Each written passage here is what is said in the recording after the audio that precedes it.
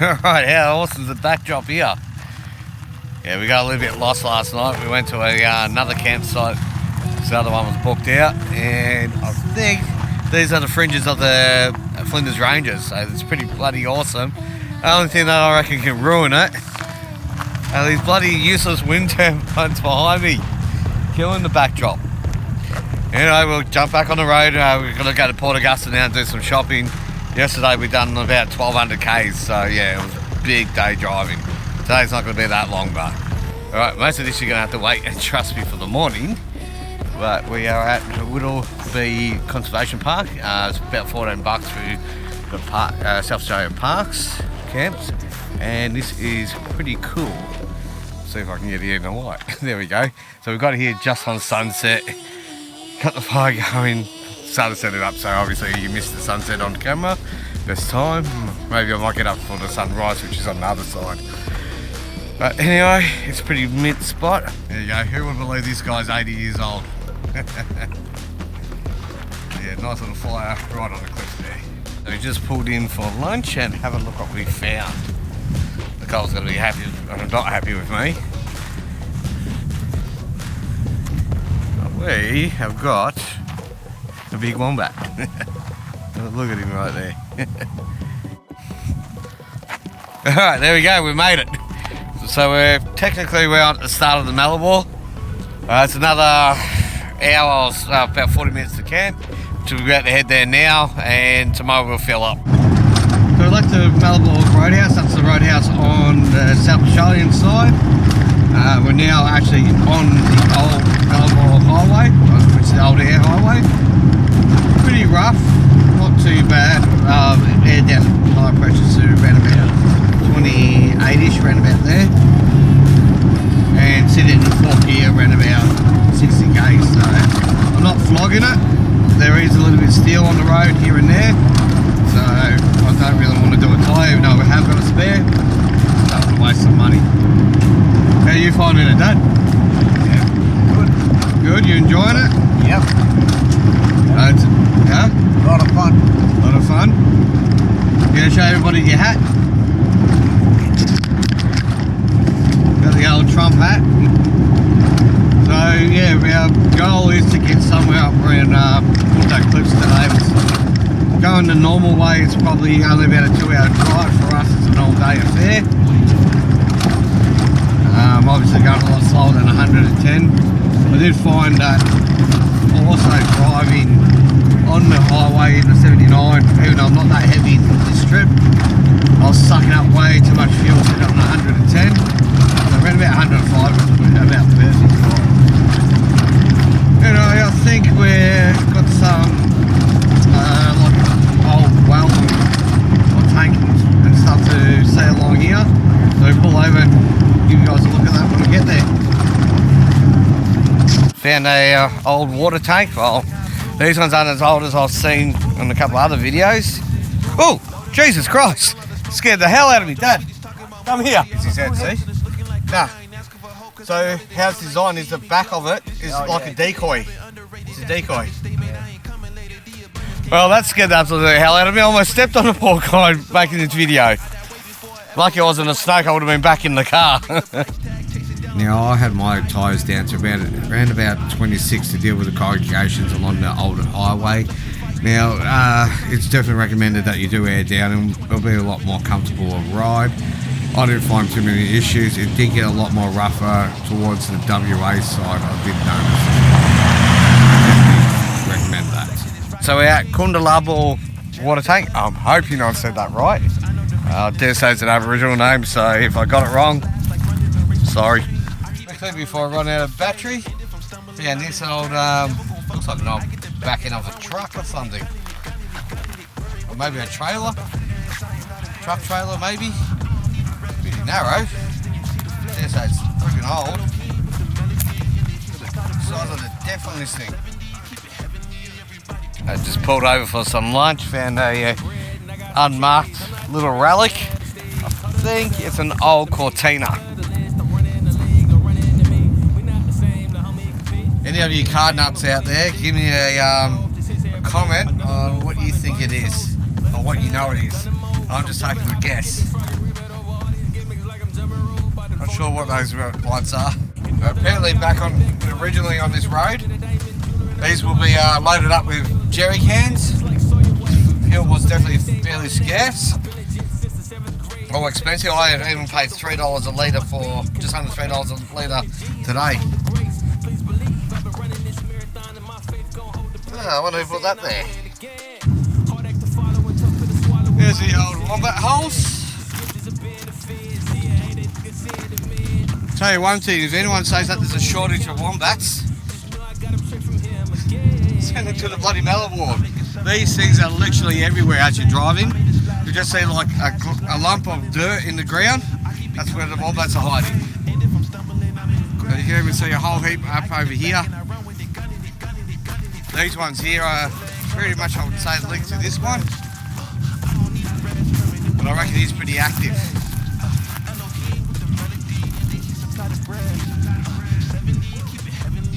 Back onto the main road now, so airing up. After we've done this, we're going to try get camp on hopefully Puumbaa Cliffs. I'll get mixed reviews of it being open and closed, so who knows. Right, Dad, what do you think of the camp? Beautiful. One of the best camps in the whole world. And I don't think it's going to be open for very much longer. They're closing down a lot of the trucks coming in here because there's a lot of cracking, like up to 50 metres away from the cliff's edge. So, And it's total privacy. Total privacy. So where we are, there's nobody here. We've got a couple of sand dunes around us. So it's right near Puumbaa number 2. Actually goes to show you that, you know, you just venture out. The stuff that we did in the Melbourne today, down the old Melbourne highway, wasn't anything technical, wasn't even hard. Just let your tyres down a bit and make it more comfortable for you. If you're free to run away with me, to run away with me.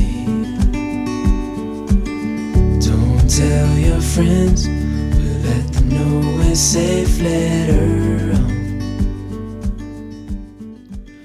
The Puumbaa Cliffs will be eventually shut down, I think. I have been told that about 50 metres back from the cliff that there is a fault. I think this may be it. This was a bit further than 50 metres, so I'm not sure they've picked up on this one yet. It's a little bit disconcerting when you go for a morning stumble and you find this after you've already camped there. I just had our first dingo. I'm spewing. I missed it on camera. We've seen them a couple times up in the Northern Territory, but for this trip, it was the first sight. And I reckon it was the biggest dingo I've ever seen. He was huge. Seems a little bit rougher than what it actually is. It's because I'm driving a bit slower. Obviously seen the dingo pulled up and then jumped on cam.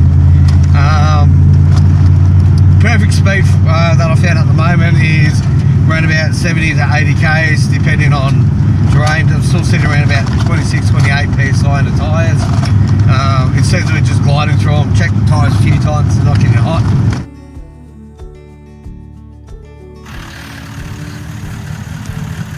Alright, just on the old Eyre highway, found this bloody mad bastard. He's walking around Australia to raise money for the Indigenous Literacy Foundation. Howdy, so this is a push cart. I designed it myself and my dad and a welder friend put it all together. It's all aluminium. I push it from here. Itself, bare bone weighs about 50 kilograms. Then obviously you got chocolate water, medicine, food, cooking supplies, sunscreen, everything else I need, and get up to 110 kilograms. But in saying that, you don't feel it because it's got these big bike wheels on it that support it. And so far, it's got me through everything so far. I don't know, what else can I say about it? So far the trip's going well. I do about 30 to 40 kilometres a day usually, but it varies. You can go down to below 20 and then you can go up to 60 kilometres. That's been the biggest day I've had so far. Forward. How much money have you raised so far? I've raised over $6,000 so far. It's kind of interesting because to raise money you got to be very big on social media, and there's actually 2 other boys raising money for cancer at the moment. They're raising massive amounts. There's people like Ned Brockman. He raised millions of dollars. Where I'm out here, I'm giving it a go. you know, and I'm raising a bit of money. I don't think it'll be the most in the world, but yeah, see how it goes forward from here actually. What else can you say about it? I'm doing this solo, you know, this is my support vehicle basically, and the whole reason is so big is because it just contains everything. It's also very big because I'm very much a novice, as in before this my biggest thing was a 5-day hike, and I decided let's just walk across Australia. So it's just big so I can contain everything I think I could possibly need, even if I don't need it. So I don't exactly know what I need or don't need, but I'm learning a lot. So I'm already 58 days in, so I know a bit more than I started with. So if anybody wants to donate, how do they donate? Yeah, so you can go to www.intrepidaustralia.com, and then you can also go on my Instagram, intrepid_AUS, and you can also go on my Facebook, Intrepid Australia, and there's links there. And on the website you go to the donation link and go through there, and it'll be awesome if you guys can donate. They go to the communities and they provide more pathways for the youth, and it's very important at the moment because a lot of youth are struggling, especially Indigenous communities. Down below I'll actually put a link down to all his social medias as well, so if you want, go and donate. You know, everybody can spare a little bit. I know times are tough at the moment, but still, everyone can spare a little bit. A little bit can go a long way. About halfway through the old Nullarbor Highway, there is the Canaldra ruins. It's an old sheep station that was built in roughly the mid-1900s, and it was active until roughly in the 1980s.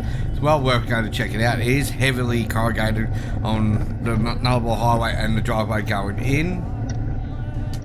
This is outside the old main building. The walls are actually made out of old railway sleepers. They used whatever they could get their hands on to make whatever they killed out of it. Obviously, everything was very scarce back then in the day. Definitely worthwhile going there to see this joint. You can spend a whole day here, put it that way. I only spent a couple of hours, but I wish I had longer there. There's a few old buildings to go check out, a lot of history around, a lot of little artifacts to find. There is an old car graveyard out the back there as well. That's definitely fantastic.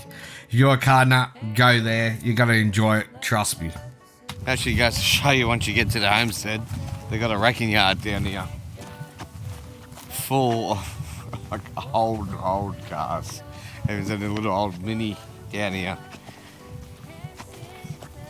Now, most of these were all wrecked along the old Eyre highway. Back when it used to be a dirt road. When men were men. Dogs were dogs, as Red Dog would say in the movie.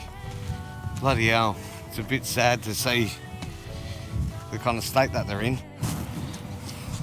Alright, old man, where are you? Come on. Alright, what have we done? What have we achieved? We are moving away from South Australia, and in the next 5 minutes or so we'll be in Western Australia. Got to get a sneaky beer before that happens. But what have we done? Old Nullarbor Highway? Yep. Checked. Off the fucking bucket list. So now, yeah, we've got to find some more stuff to do. Anyway, we'll keep with you in a bit. Okay, so that's it for this episode. There'll be a little bit more along the Nullarbor highways, but they'll be going back on the tarred road. The most memorable bit about this whole trip for me is just spending the time with Dad. About 50 years ago when he came to Australia, he backpacked along this road. So just to see how much it's changed from what he could remember. Anyway, I'll let you with some bloopers. I struggled keeping this GoPro upright and getting a little bit of footage for you guys. So check it out. Give me a like and subscribe, people. And I'll check you on the next video. Cheers. Bloody bastard.